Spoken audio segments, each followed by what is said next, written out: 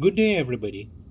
This I'm doing this podcast, and it's as usual. I don't prepare a script. I don't even rehearse. I just say it the way it comes to me, spontaneously, and therefore there would be minor lapses in terms of. You see, I have to. It's a two-way process. I have to think of the subject matter at the same time. I have to articulate my thoughts all at the same time.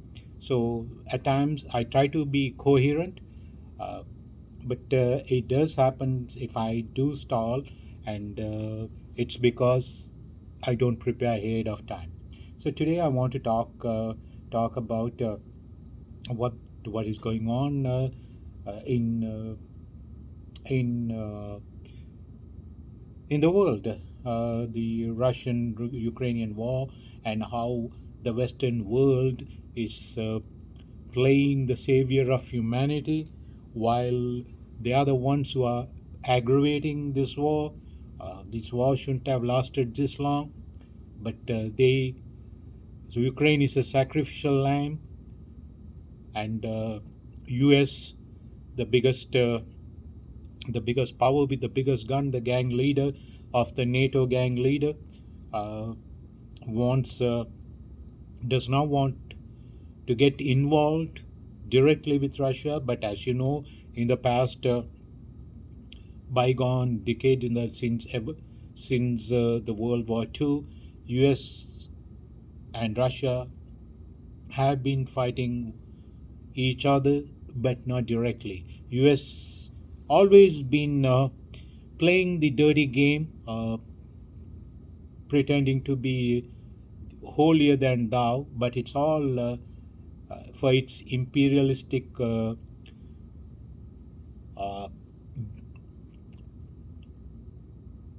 political gain. US has been interfering with 27 different countries. We don't need to go into details. You can Google it up and see it. It's all there, interfering with the other nations just to consolidate their imperialist imperial power. Unfortunately, Russia had been a thorn on the back, and US always been using proxies to to weaken Russia, harm Russia, and the US imperial power would like to see Russia completely disappear or be reduced to nothing. It's sad. When in 1991, when during the Soviet disintegration, Gorbachev wanted to erase this question. And uh, could you ever guarantee that the NATO will not expand, jeopardizing, posing a threat to Russia? And this meeting or the summit took place in Malta, and Ronald Reagan did not go there. It was his vice president, who was George H.W. Bush, who was in that summit when Gorbachev raised this question. It is reportedly George Bush assured him that it's never going to happen. You can Google it, and you can go to YouTube. We are living in the digital era. Everything is there, and you cannot fabricate anything. There is in the in this era, in this digital era. So words that you may have said many decades ago comes back to haunt you if you don't live up to your words. So that's what happened. U.S. did not live up to its words. They guaranteed NATO will not expand, but NATO did expand. Six other Eastern Bloc countries that was part of the in a sense the Eastern Bloc was all, see, like NATO, uh, Soviet Russia had had what is known as the Warsaw Pact. it's an alignment. Uh, so all these countries who were in the Warsaw Pact were on the opposite side with the opposite side of the US and NATO countries. But these countries now, after the disintegration in 1991, one by one, they wanted to do well as well. You know, the economies were in doldrums, so they joined the NATO forces. Now, this is something that US said it will never do. So, Gorbachev, Russian Soviet leader Gorbachev's fear uh, came to pass, and this is uh, this is why I guess it what is happening today has all the bearings of what happened in 1991 and before that. If you remember, U.S. has been see like I said, U.S. that there's so much hypocrisy on the Western world, in the uh, Western imperial USA imperial power, and they proclaim to the world that they are the saviors of humanity. But then everywhere US went in uh, in order to carry out a regime change, those countries were total mess, and leaving everything behind in limbo, leaving the chaos, and the people, the masses, the people are the victims of these ruling powers. See, 80% of the world population, they're ignorant, and they're not aware of what is going on, but they're opinionated. Why they're opinionated? They listen to the mass media, they listen to the propaganda media, and they form their opinion. The more ill informed, or the more your knowledge is limited, you are also people who do not have the knowledge to understand become opinionated. That's a very scary thing, because the more you learn, with your learning, you there is a humility that comes comes to you, as opposed to the ill-informed or uninformed people having their opinions and being opinionated. Opinions do not cost money. Everybody has an opinion, but then you should be open to review your opinion, revise your opinion, and always listen to the other side. Opinions are not dangerous, but being opinionated is dangerous. So it comes with a certain audacity, not realizing how much you do not know, and but you're still very, you believe in something, and once your mind accepts to be true, you don't want to budge, right? And that's what's happening in the world. That said, see, the US is the biggest economy in the world. US has 330 million people, and the US GDP is said to be 20, I believe 21.8 trillion, and by contrast, Russia has 146. Since the Soviet Union is long gone, since 1991, it's now Russian Federation. The population of Russian Federation is 146 million. And what is the Russian Federation's GDP? It is a mere one point, I guess one. It's around 1.9, 1.7, thereabouts trillion. So US is 20 times richer, financially stronger than Russia. Of course, Russia has all the nuclear weapons, but without money, nothing can be done. No wars can be. You cannot go on waging war for a long time because it's going to deplete your financial coffers. Without money, no war could have been waged, and you may you may carry out an military operation, but long term military campaign, your your economy has to have enough and more money to spend. Now that's how it goes. So this Russian war, Ukraine war, uh, putting it bluntly, Ukraine is the sacrificial lamb for America. This is the American military industrial complex going against Putin's war machinery. But who is the sacrificial lamb? It is Ukraine. Why? Ukraine decided to go with Ukraine trusted the US way too much, thinking US will always be on its side.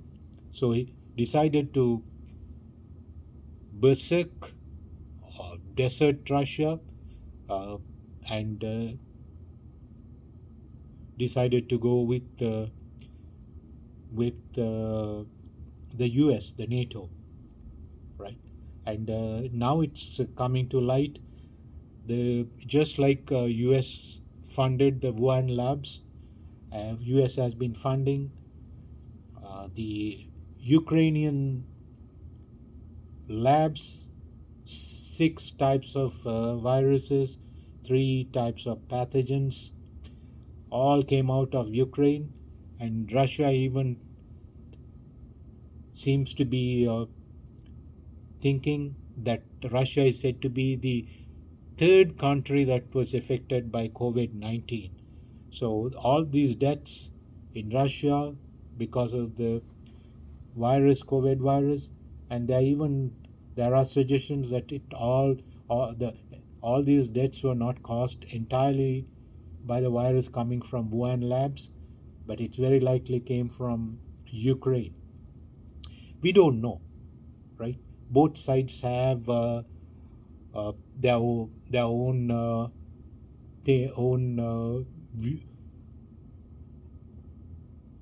own accusation and pointing finger at one another.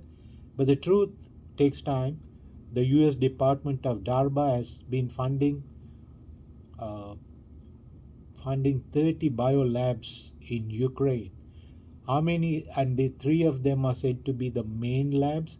The others are ancillary labs, and it is even said some of these labs are in the hospitals, and the Russians are saying the reasons for targeting the hospitals, it's because of these biolabs. But there is the war is taking place in, it's a two-pronged war, info war on one side, and the military, the boots on ground, it's on the other prong. That said, everything is denied, and the Western media, the reach of Western media goes far and wide, and covering the globe. So most people around the world seem to be brainwashed by the Western propaganda media, be it American or U.S. And it would be a good idea to listen to the. We are fortunate to have these alternative podcast medias because everybody is a podcaster, but there are some people who go out of their way and gather all the information and put it together nicely and come out and give it out to the viewers in a podcast footage, uh, and what they are doing is really should be highly appreciated. And also the alternative, the foreign media such as Al Jazeera, the French TV, and you see Al Jazeera is one of the good TV channels, and the Indian TV channel, they have English channels. They have see, when it comes to the foreign affairs, they seem to be these TV channels, offshore TV channels, seem to be somewhat objective and giving a balanced view. So that's a good source to check things out. And so that said, we have we have we are now told that DARPA, as an acronym, DARPA is actually Defense Research Project Agency in United States. Back in 2010, it is said Fox TV exposed what DARPA was doing with regards to the biolabs in Ukraine, and but then that was it, and it was not. It was. It was not. How do you say this? See, the news sometimes get sensationalized, and that's when it reaches the all across the world. But then this is just a mere broadcast, and after that, nobody paid attention to uh, this revelation, I believe. And Pentagon is said to have destroyed the incriminating evidence in Ukraine, and just like Saddam Hussein was accused of weapons of mass destruction, now Putin is being called a war criminal by the U.S. President Joe Biden. But the question is, who is calling who the war criminal? If Putin is a war criminal, what is U.S., right? This is where they play holier than thou when it comes to their adversaries, and it's as I said in my my last podcast. It's this is the pot calling kettle black, or the Satan preaching sermon. We are the good guys. We are the saviors of humanity.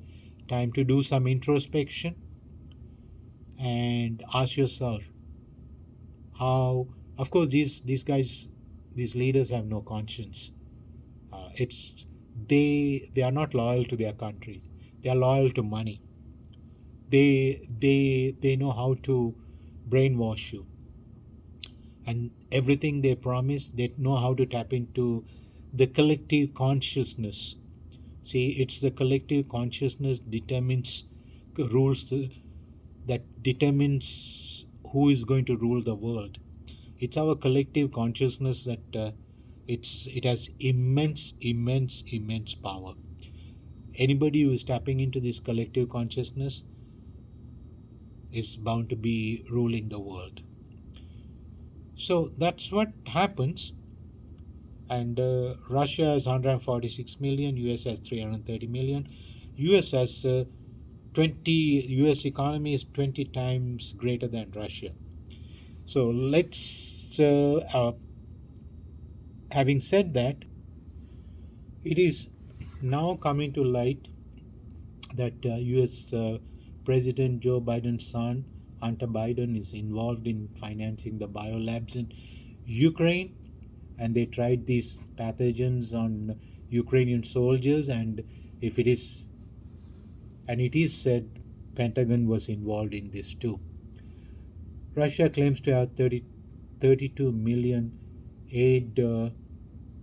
Russia claims that US gave 32 million by way of aid to run the biolabs in Ukraine. We don't know. Accusations are flinging flinging in all directions, but the truth will eventually come out. And like I always says, there is uh, there is truth on both sides, but and it's subjective truth. What US preaches to the world is what is beneficial for their imperial power, and what Russia tells the world is what is beneficial for them. But regardless, we as the audience, we can we can